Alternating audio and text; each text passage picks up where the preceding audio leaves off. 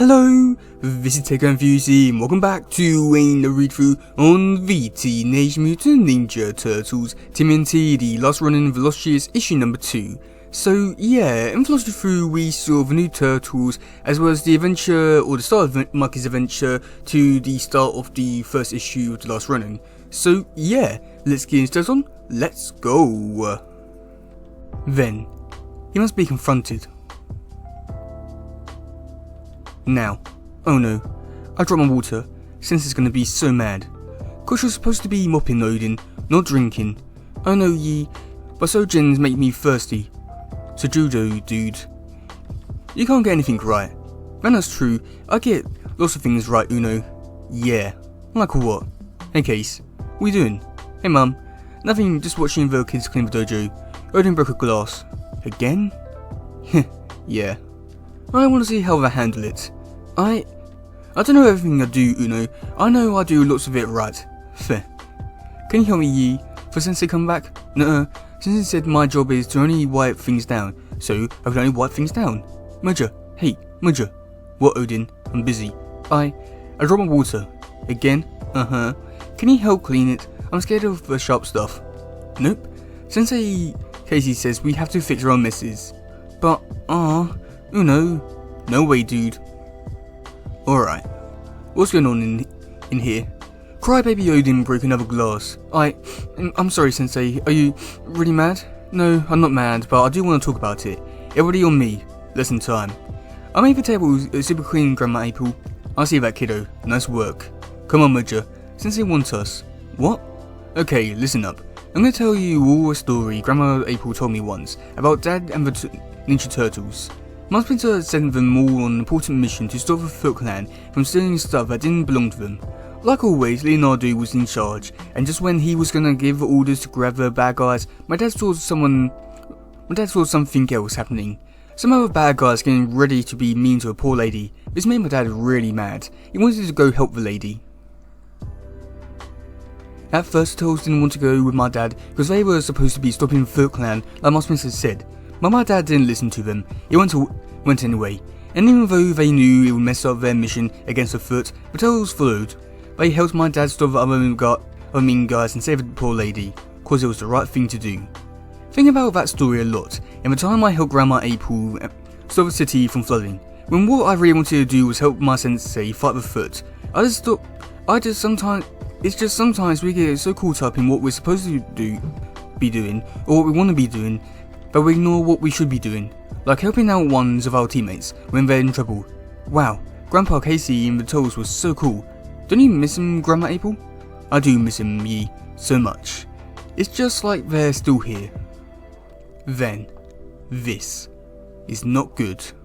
What the hell is it? Bad as my Korean is, it's not too hard to figure out what's being said because I've heard it all before. I'll tell you what it is. Let me guess. It's dead. Kill the monster. I'm totally exposed and I've only got myself to blame. Weeks of hiding in plain sight in this dump without any issues, and I blow my cover in a pretty barroom brawl. Stop that thing, Miru. Stop, stupid Mike. Real stupid. Come on, freak. Let's finish this. So much for quick and quiet. It's been nearly 3 years since the dying old man in that burning village in Hokuto village told me to run away from a psychopath called Death Worm and his army of thugs. 3 years since the ghost of my brother suddenly showed up out of nowhere telling me the same thing. So, what's it gonna be, Chucklehead? You're just gonna sit there crying like a baby? Or you're gonna do what the old man told you and get moving? Yeah, I know, crazy. Or maybe I just took too many knocks to a skull. Whatever it was, insanity or concussion, I wasn't stupid enough to believe I was in any shape to take on another fight right then. So with no real plan, other than getting the hell out of Dodge, I started heading south towards the Japanese mainland with only one thought, helping to ease my guilt from running away. Live to fight another day. Little did I know another day would turn into days, then months, then years of running. At first I kept to the woods and forests as much as possible, foraging for mushrooms and wild plants to survive. My brother Donatello told me what was safe to eat and what was poisonous. He called it Sansa, the ancient practice of wild plant picking. Or maybe I just knew what to pick and what to eat after the years I spent surviving in the mountains.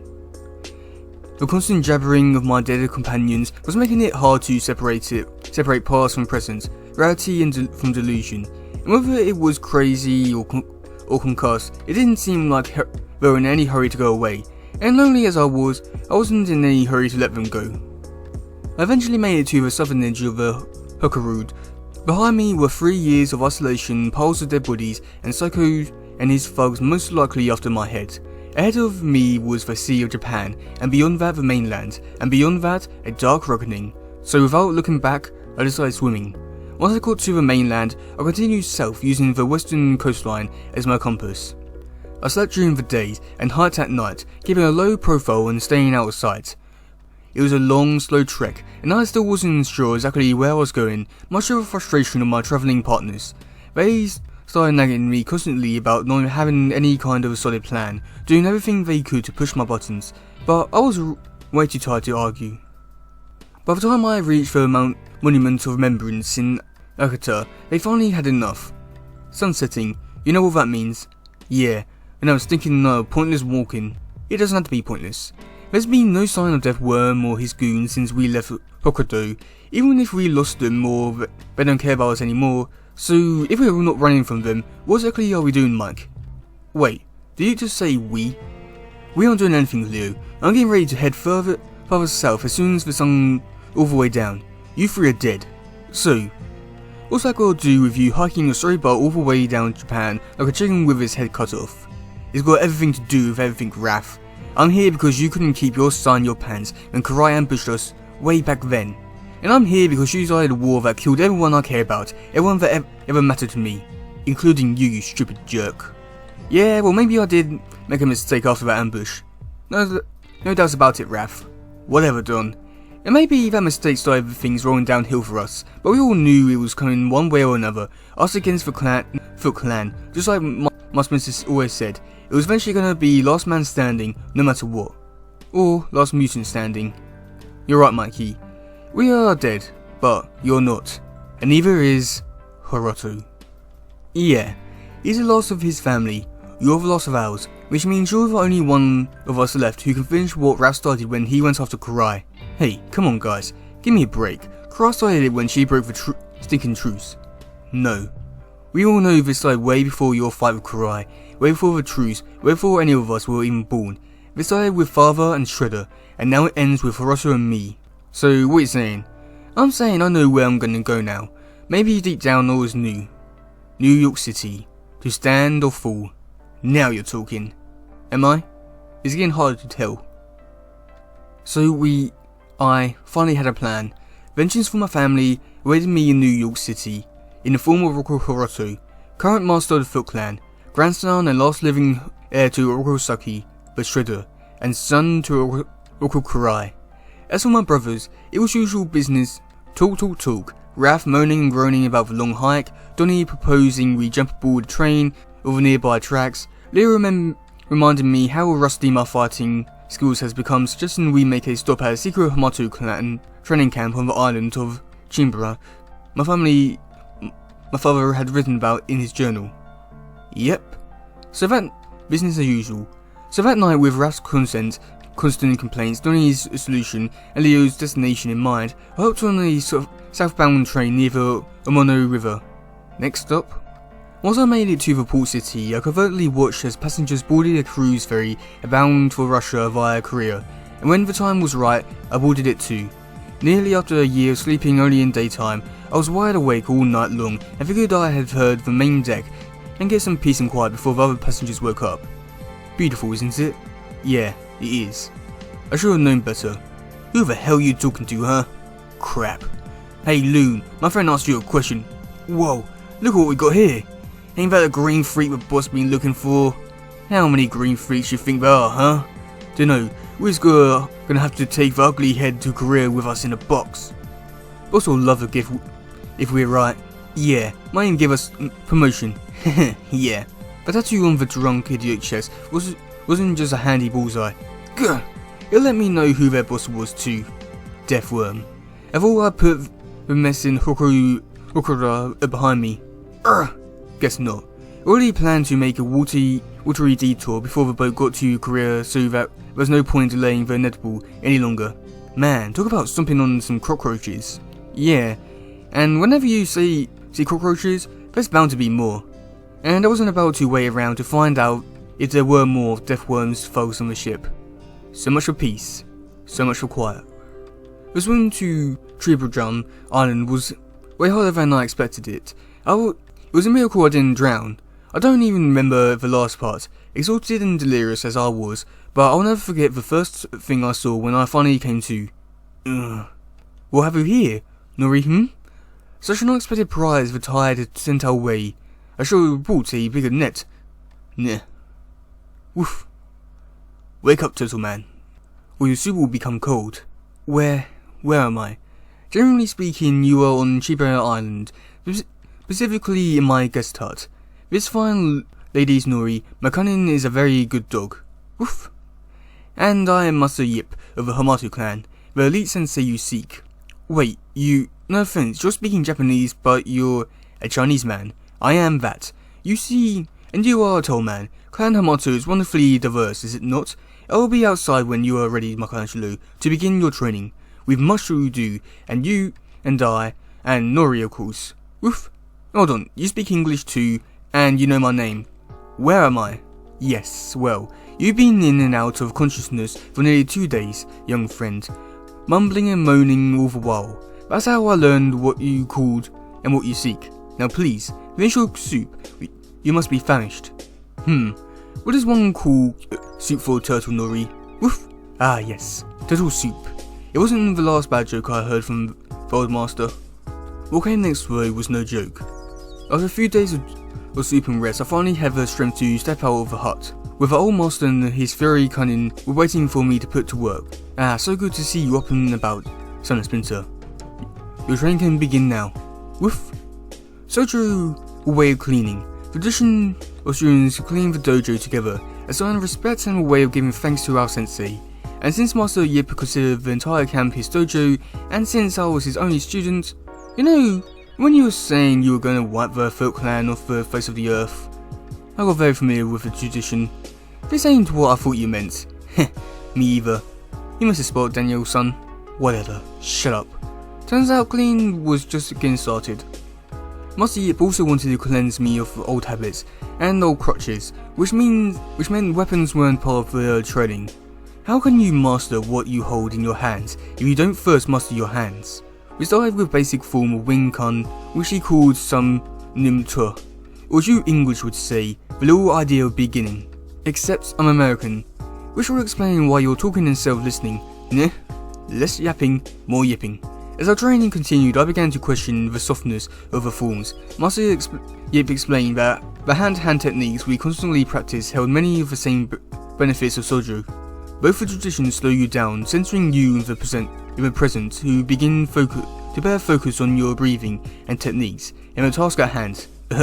All testing aside, do not mistake softness for weakness. I didn't question him again. Eventually, we moved to weapons training. In Bat Jam, excellent footwork is crucial to success, as if a sober understanding that, like all weapons, the blades you hold in your hands are intended for deadly purpose. The deep meaning though, life-taking knives as English say. Yes, you Americans too. Days turned into months, training became routine but never mundane. The lessons I was learning daily had me yearning for more, and I grew to understand why my father had written so highly of Master Yip in his journal. He really was an elite sensei. He even taught me a thing or two about puns.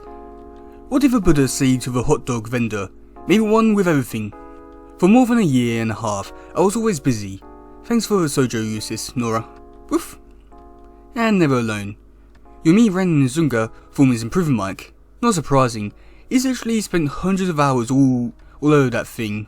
Yeah, give him already, dummy. Whatever. Shut up. And then my training was complete, and it was time for me to head west to New York City and Redemption. But Master Yip threw one last curveball my way before I left. You told me of your past, of your family's tragedy, your self-imposed exile in Japan, your flight from one called Deathworm, and of your mission of vengeance against Foot Clan. and as I spoke, only listened, but now I must speak.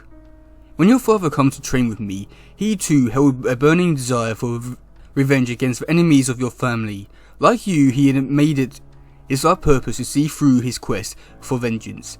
And so I trained him as I trained you, and I train all my students. In solitude and in quiet. Sharing the techniques that install self-control and inner completion over outward, undertrained violence. To first win the battle you wage within yourself before embarking on bloody vendettas against others. And you, even more so than your father, has been victorious in this. And now the time to seek justice for those who have lost has come.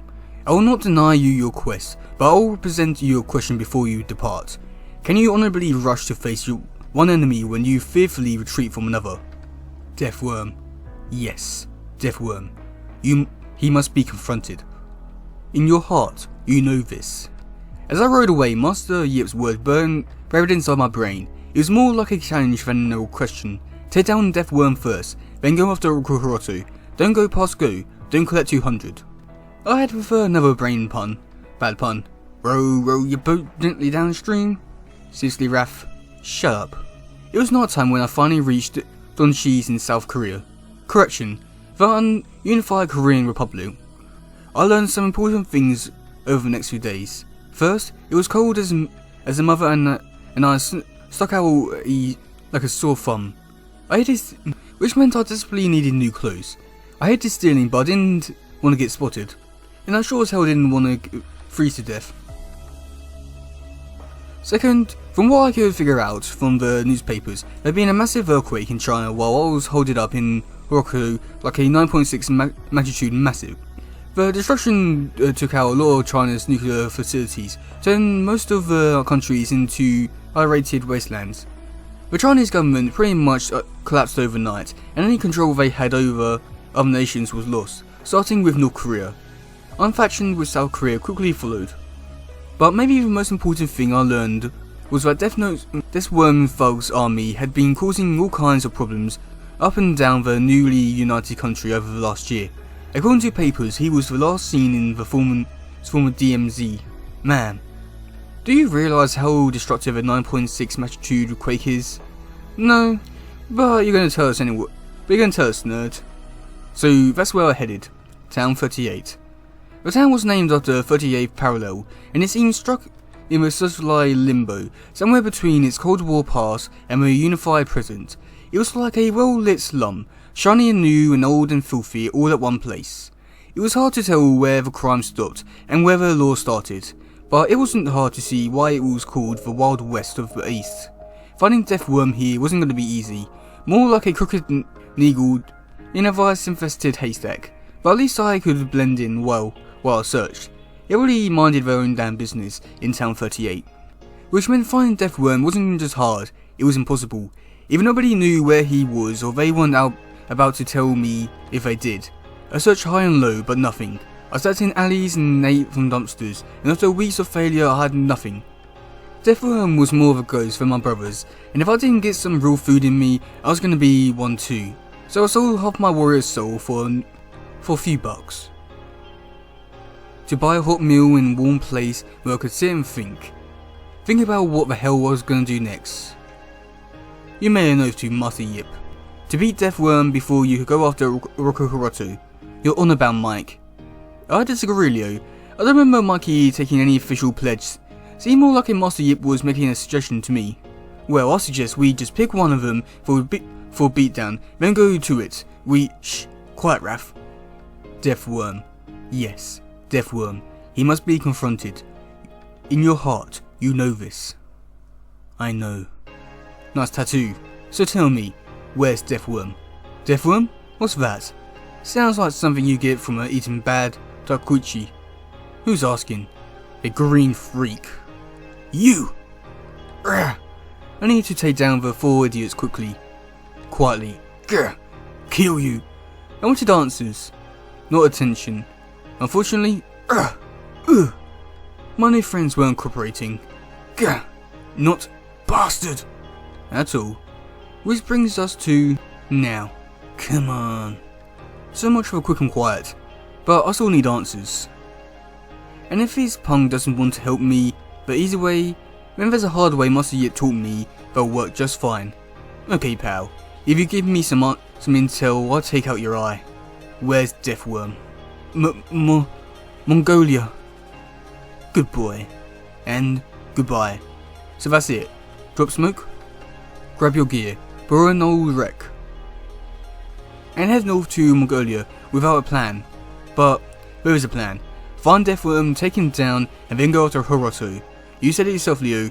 I took an oath with Master Yip. I'm honor bound. Yeah, Leo, quit complaining. The DMZ dumpster diving life was getting old. Well, I still argue that no oath was officially taken, but whatever. All systematics aside, I just hope we make it there in one piece, cause we all know how monkey driving sucks. Wow, that was actually a pretty interesting issue. I was somewhat surprised with the stuff that happened in this issue, but I do like how this one was just a much more adventurous type issue, and to see Monkey going from place to place. I really did enjoy that, and yeah, I'm quite interested to see where things go next issue. But yeah, that's gonna be it for today, guys.